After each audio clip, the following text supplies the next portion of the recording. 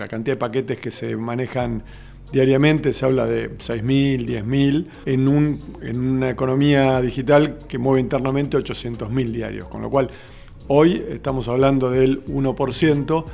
Sin embargo, hablando con jugadores que operan en el resto de la región, hablan de que podría multiplicarse por 10. Con lo cual no sería raro que lo que se llame cross-border, ya sea de forma directa o comprando en sitios de afuera o comprando en sitios locales, mercadería de afuera, que en los próximos 12, 24 meses represente cerca del 10% de la economía digital. Hola amigos, ¿cómo están? Bienvenidos a una nueva entrevista aquí en Política Analizada. Mi nombre es Julián Galeano y tenemos el placer de hoy hablar por primera vez con Gustavo Sampucetti. Gustavo, bienvenido, ¿cómo andas? Muchas gracias, Julián. Gracias por la invitación. Estamos en un contexto especial, el contexto de hot sale, contexto de personas como vos duermen poco. ¿Cómo estás viviendo estos días de movimiento de compras digitales? Bueno, la verdad que a pesar de ser el hot sale número 11, es decir, más de 10 años que estamos con esto, siempre estamos con mucha expectativa, con mucho trabajo, ajustando cosas. Por suerte el evento ha crecido muchísimo en todo este tiempo, así que siempre tratamos de que haya alguna novedad y algo que lo refresque. Y estamos con mucho trabajo, pero muy contentos y con mucha expectativa. Perfecto. Gustavo, vamos a hablar un poco sobre el mercado digital, mercado argentino, cómo estamos en comparación con estos últimos años, si hubo variantes o no. Pero antes de meternos ahí, comentanos un poco para quien te está viendo por primera vez, hablarnos de tus pergaminos, hablarnos de tu mundo laboral. Bueno, yo empecé a trabajar en consultoría, vengo de formación de administración de empresas, después hice un posgrado en marketing y más tarde en dirección de negocios. Y empecé en consultoría, 5 años en consultoría, y allá por el 2000 me metí en la primera ola de las .com, con agrupate.com, que en un mismo año pasé de abrir 3 oficinas a cerrar las 3 oficinas y renegociar con todos los proveedores, así que fue una buena experiencia para ese momento en el que tenía 20 y tantos de años. Después me refugié un tiempo en el mundo físico, fui gerente de marketing de Temayken y Munchis, bien a lo concreto después de esa ola por el mundo digital. Y en el 2007 entré a una multinacional, a Walmart, donde me tocó desarrollar el e-commerce, lanzar en 2009 y bueno, lo gerencié hasta el 2017, que me abrí por mi cuenta con una consultora que hoy se llama Avancia y trabaja con distintos tipos de industrias, pero siempre en temas digitales y culturales y estratégicos en relación a lo digital.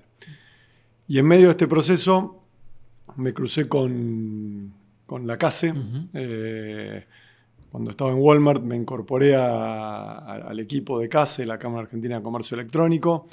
En ese momento, una organización que ya tenía sus años, fue fundada en el 1999, pero que por esas épocas tenía apenas unos 200 socios, y me incorporé después al equipo de comisión directiva.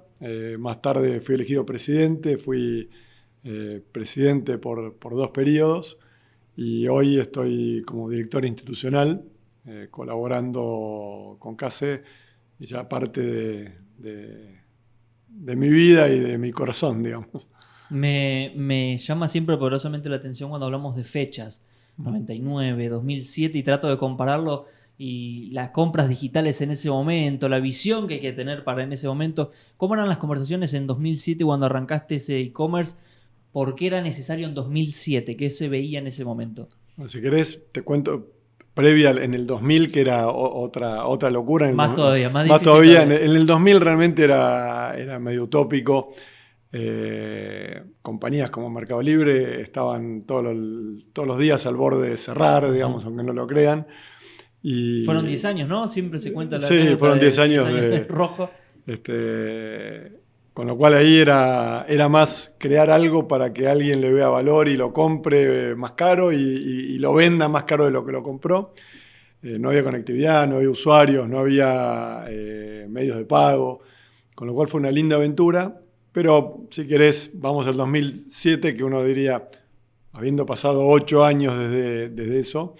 Facebook apenas tenía 3 años para ese momento. Tal cual. Y un poco lo que pasó es de la primera ola del 2000 quedaron algunos pocos jugadores y toda la tecnología, o mejor dicho, todo lo digital se fue más hacia los medios, es decir, los medios empezaron los medios, los portales, pero había poco comercio electrónico.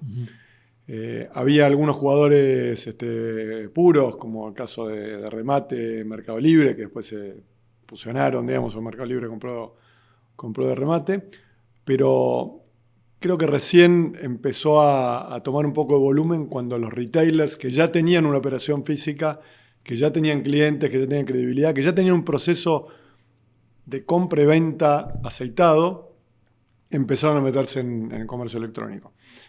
A mí me tocó ser de los que tenía que evangelizar internamente, conseguir un lugar en las reuniones de comité ejecutivo para presentar el proyecto, convencer que era el futuro, cuando en realidad a mí me pasaba que me llamaban los gerentes de las sucursales y me decían, Gustavo, te voy a matar, porque yo tengo un cliente que viene con su auto, agarra un changuito, se da la vuelta por todo el supermercado, elige lo que hay, lo que no hay ni me pregunta, pasa por la caja, paga y se lo lleva a su casa. Y vos me mandás una pantalla en la computadora que tengo que imprimir, tengo que poner una persona a salir a hacer el recorrido, otra a llamar para que le pregunte si no hay tal o cual producto, por cuál lo quiere reemplazar. Después te voy a poner alguien a que lo cobre y contratar una camioneta para llevárselo a la casa. Me vas a fundir. Sí, sí, sí. Y bueno, la verdad es que tenían razón si lo miraban numéricamente, capaz, sí, sí. Tal cual. Y si lo miraban a ese momento. Yo le decía, si no hacemos esto ahora, en 5 años te vas a quedar sin el 20% de los clientes. Obviamente no fue en 5 años, sino fue el 20% de los clientes. Tuvo que ocurrir algo como la pandemia de por medio para que el e-commerce pase los 2 dígitos, digamos, de participación. Pero hoy la realidad es bastante parecida a mi respuesta de 2009. Bien. Del 2019, TikTok, por ejemplo, en Argentina pasó de 3 millones, creo, de usuarios a la pandemia 16 millones, después fueron 23 y así fue un boom TikTok a nivel digital gracias a la pandemia. ¿Qué pasó con el mercado del e-commerce argentino post pandemia? ¿Fue también un salto muy grande? ¿Cómo se vivió eso? Fue un salto grande, pero por suerte agarró al ecosistema bastante bien desarrollado.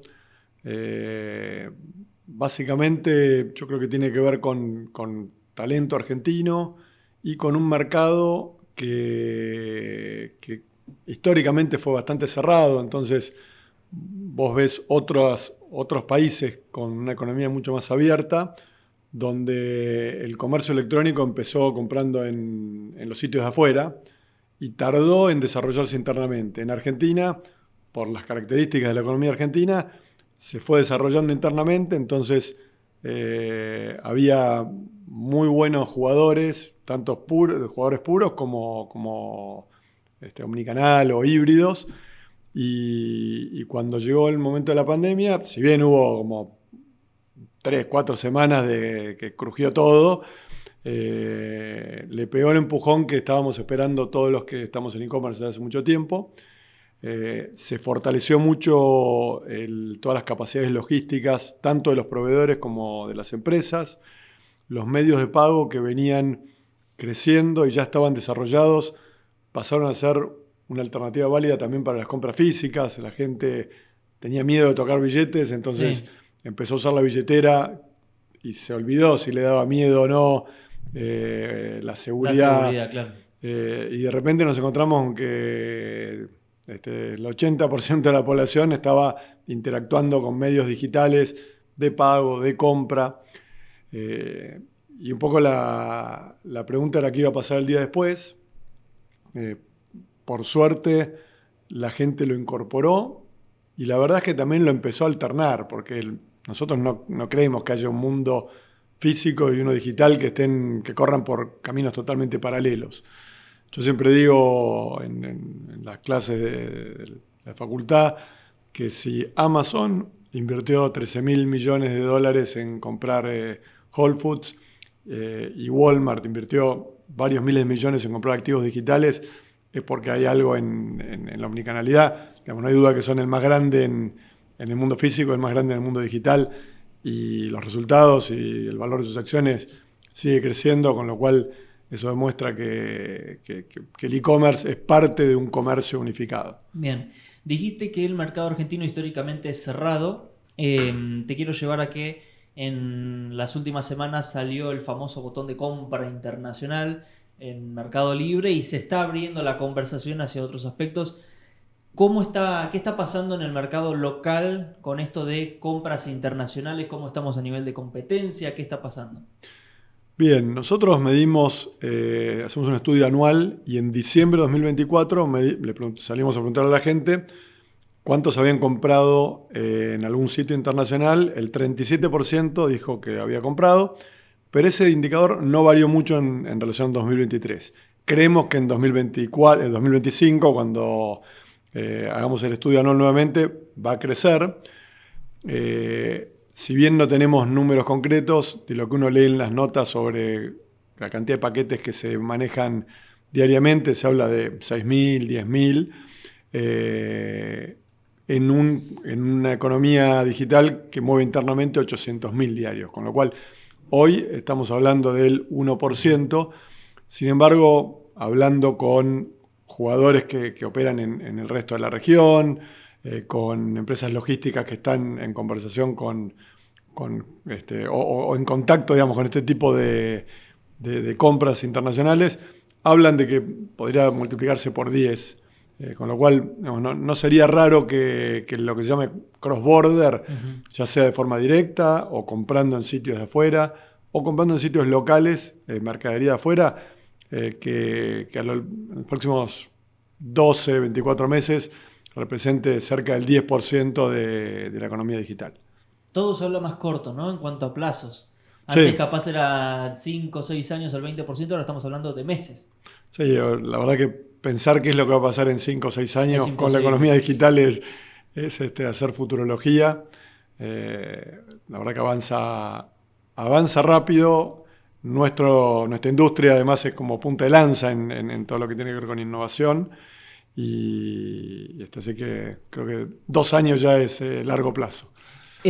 Hablaste de jugadores de otros países. ¿Hay alguna característica especial del mercado electrónico argentino contra nuestros vecinos latinoamericanos? ¿Hay diferencias o está todo parejo a nivel de porcentajes de consumo, de uso, seguridad? Está bastante parejo. Lo que sí hay es el talento argentino en lo que es digital. Siempre fue muy bien valorado y vemos argentinos en todos los países de la región y del mundo liderando o en posiciones clave de empresas digitales. Y también vemos, los unicornios argentinos que nacieron acá, operan desde acá, sus casas centrales están acá y tienen incidencia en toda la región. Así que yo diría que tenemos como una buena marca argentina en lo que es el mundo digital. Y en relación a los consumidores, el argentino es un consumidor, es lo que se llama un early adopter. Cuando nosotros en los primeros años, allá en el 2010, por ahí nos preguntábamos por qué, o tratábamos de elaborar teorías de por qué la indumentaria no se había desarrollado en el mercado argentino online todavía, o ciertas categorías, y decíamos no, porque la venta por catálogo. La realidad es que en ese momento empezaron los sitios chinos con AliExpress a desarrollar el mercado, la gente empezó a comprar. Después vino una reglamentación que había que registrarse como importador para comprar una camisa. Y el mercado argentino ahí mostró dos cosas. La oferta, en que rápidamente puso a disposición tecnología y operaciones para que las marcas puedan vender online, y la demanda que, habiendo oferta, se animaban a comprar. Y lo vimos con indumentaria, lo vimos estos últimos años con todo lo que es cosmética y perfumería, lo vemos ahora con repuestos de autos, materiales de construcción. Cuando la oferta crece, el mercado se desarrolla. El mercado se desarrolla. ¿Cuál es la conversación que hay con respecto a... Tenemos un presidente que habla mucho de mercado. A eso en Argentina siempre tuvimos presidentes que hablaban de manera espiritual del mercado. El mercado es el demonio. Hemos escuchado frases así muy poderosas. Y ahora tenemos un presidente que, por ejemplo, dice el mercado se regula solo y que todo el tiempo insiste con esa idea, que el mercado se tiene que regular solo, que juegue solo. ¿Cómo lo ven ustedes? ¿Qué opinan al respecto de esa frase?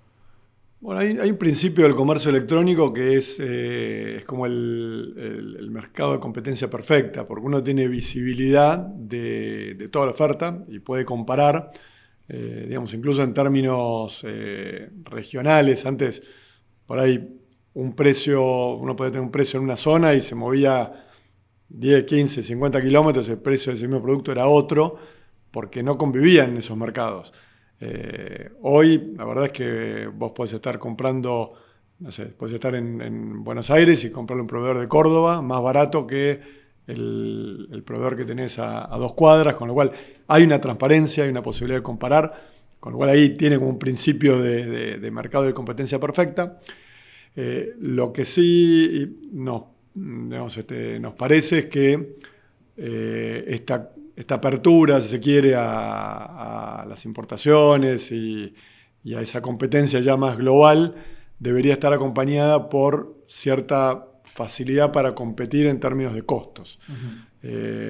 Las empresas argentinas tienen costos impositivos altos. El comercio electrónico en particular tiene un impuesto que lo perjudica particularmente, que es el ingresos brutos, porque al vender, digamos, muchas empresas están radicadas en una jurisdicción, sí, y le venden al resto del país, y es la esencia del comercio electrónico. Algunas, como tienen también físico y digital, también están radicadas en distintas jurisdicciones, con lo cual no les pesa tanto esto que voy a comentar. Pero estas que están radicadas en una única jurisdicción, venden en todos lados, y el ingreso bruto tiene un sistema de percepción y de retención, y muchas veces se encuentran con que le retienen de ambas jurisdicciones.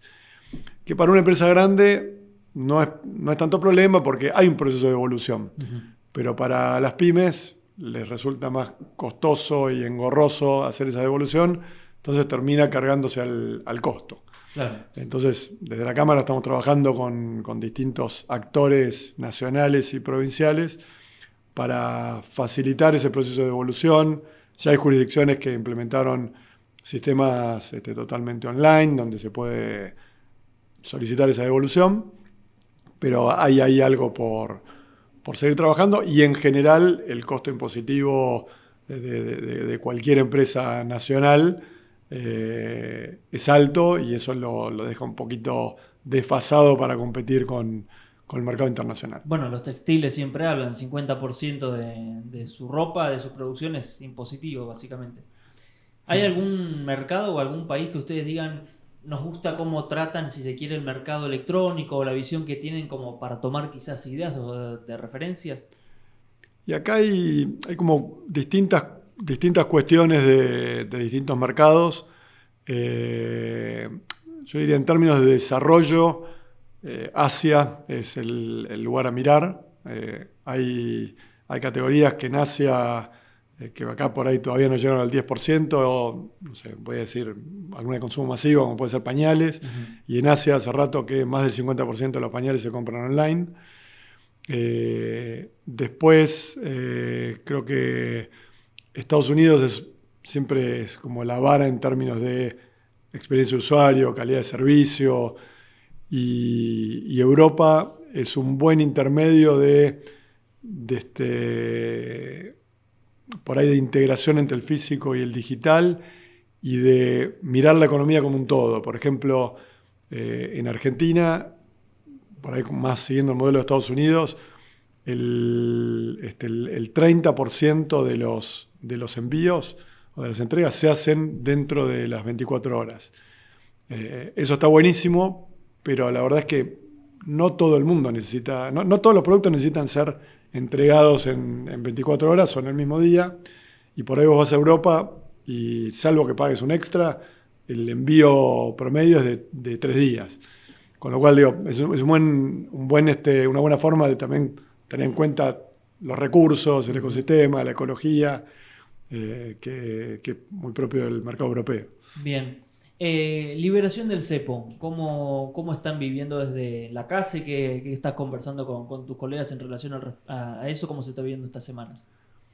Bueno, hubo una primer buena noticia que fue cuando esto ocurrió un viernes, como suele pasar, y generalmente cuando pasan estas cosas, sábado y domingo la gente compra online, porque dice, bueno, el lunes se viene la tormenta, sí. Las uvas, y lo primero que hicimos el viernes a la tarde es empezar a chatear entre todos los jugadores, decir qué pasó, estás viendo más demanda, y la verdad que hubo bastante calma.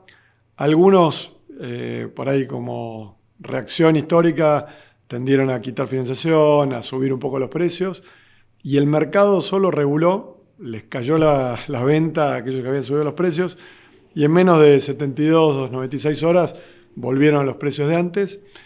Hoy están en una situación donde por ahí la demanda está un poco más tranquila de lo que quisieran y con alta expectativa de recuperar eso en el hot sale, lo cual nos pone muy contentos que nos den ese lugar, pero también nos da una responsabilidad de tener que estar a la altura. Estar a la altura.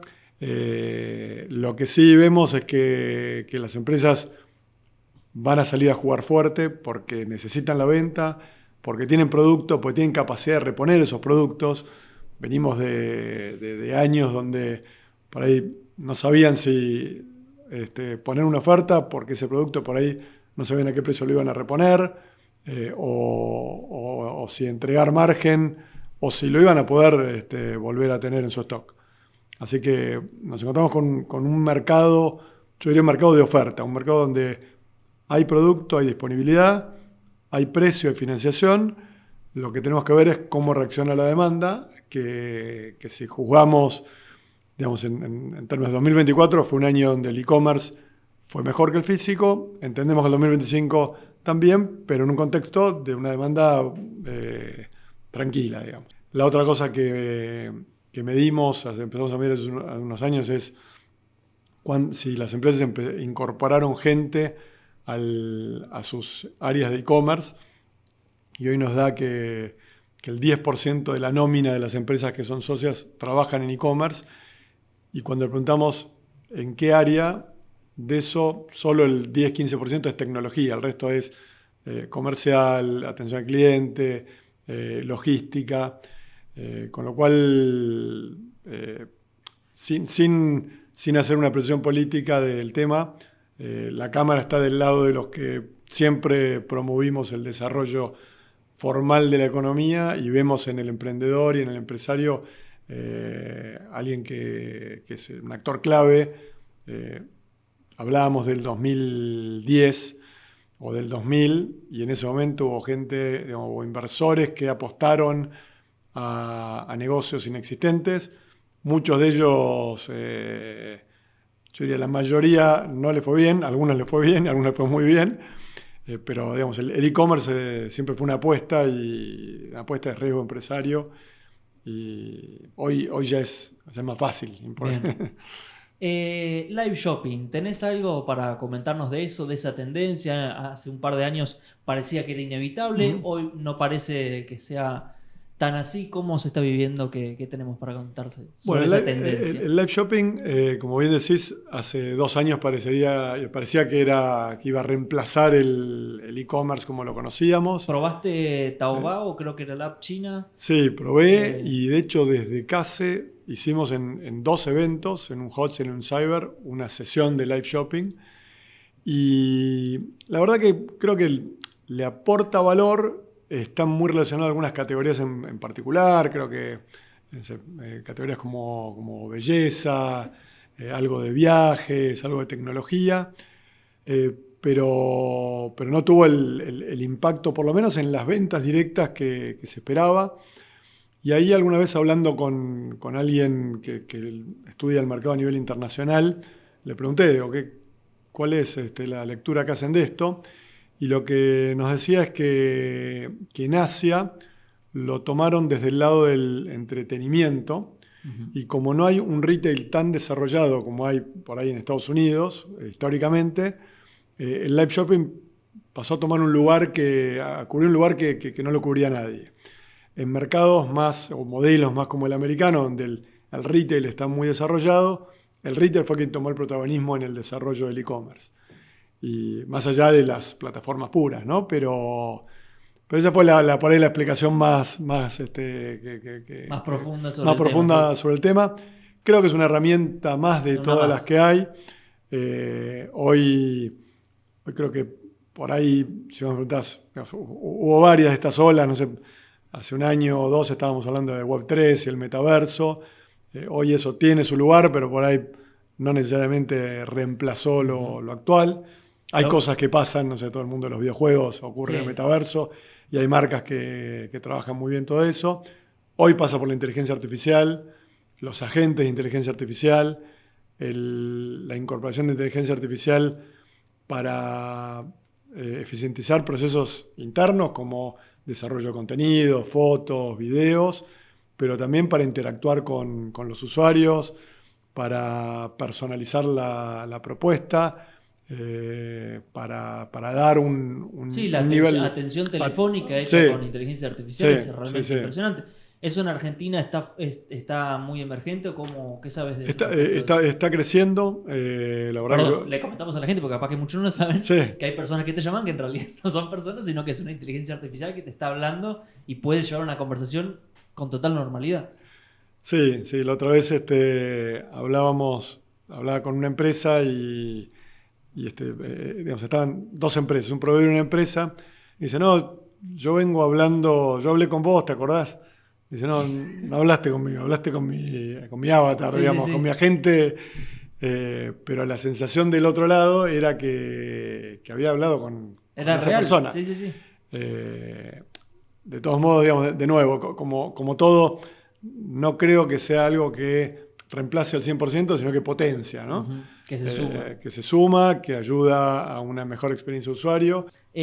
Para cerrar, bueno, estamos en Hot Sale. Comentanos un poco para quienes quieran comprar, cómo se están trabajando este año, cómo es un poco la plataforma, qué novedades tienen. Bien, el Hot Sale es un evento que hoy ocurre online y offline. Hace varios años que para ser consistente con esta idea de la omnicanalidad, también habilitamos a que las empresas que participan puedan hacer sus ofertas en los locales físicos, pero la esencia es algo que vive en un sitio que es hotsale.com.ar, donde ahí se van a encontrar con más de 1.000 marcas, 1.010 marcas, que están, por un lado, organizadas por categorías, y por el otro hay una sección de mega ofertas, donde hay 18.000 mega ofertas, donde vos vas y buscás producto, quiero un televisor 50 pulgadas, 4K, y ahí te tira todos los que tenés. Esto dura 3 días, lunes 12, martes 13 y miércoles 14 de mayo. Y uniéndolo, si querés, con esto que veníamos hablando, este año vamos a pasar la segunda edición, donde tenemos un agente de inteligencia artificial que se llama Cybot, donde vos podés plantearle qué es el tipo de producto estás buscando y te trae qué empresas te van a poder ofrecer ese producto, y dentro de las mega ofertas te trae directamente el link a ese producto. Okay. Es un chat, o sea, yo voy a estar chateando. Sí, es un chat que opera desde la página. Y en todos los casos, en realidad, es una plataforma que te lleva al sitio de la marca. Claro. La compra vos la haces en la marca y con las condiciones que pone la marca. Nosotros tenemos reglas de juego para esas 1010 marcas. Lo que hacemos es una fiscalización para que cumplan con esa regla de juego, que es tienen que tener un descuento de al menos 10% o 5% más cuotas y no tienen que haber modificado el precio base. Entonces tenemos un equipo de la Facultad de Sociología de la UBA que está chequeando en este momento, hace varios días, distintos precios de esas 10.000 marcas y durante el evento los chequea y nos avisa. Aquellos que hayan modificado el precio base o que no tengan el descuento, le bajamos la mega oferta y los usuarios también cuando ven alguna irregularidad tienen la posibilidad de denunciar y nosotros tenemos un equipo de gente que está atendiendo esas denuncias, avisando a las empresas y bajando las mega ofertas. Perfecto, entonces dijimos hotsale.com.ar. Correcto. No hay otro sitio. No hay otro sitio. Que vayan ahí, que estén ahí atentos a todas las novedades y pueden chatear también con el bot, que ¿cómo dijimos que era el nombre? Cybot. Cybot, que es la primera vez, o sea, es la primera vez que se prueba. Lo probamos en Cyber Monday en noviembre y ahora, con muy buenos resultados, y ahora lo expandimos en su funcionalidad. Bien, perfecto. Bueno, Gustavo, gracias por venir. Muchas gracias a vos, Julián. Llamarte. Si alguien quiere conocerte y saber sobre vos o contactarte, ¿en qué redes te pueden conseguir? Me pueden encontrar en LinkedIn como Gustavo Zambusetti y bueno, en Instagram también. Perfecto. Bueno, gracias y éxitos para la casa en esta nueva Hot Sale. Muchas gracias, Julián. Gracias a vos por estar ahí del otro lado. Recordá de suscribirte y nos vemos en la próxima entrevista aquí en Política Analizada.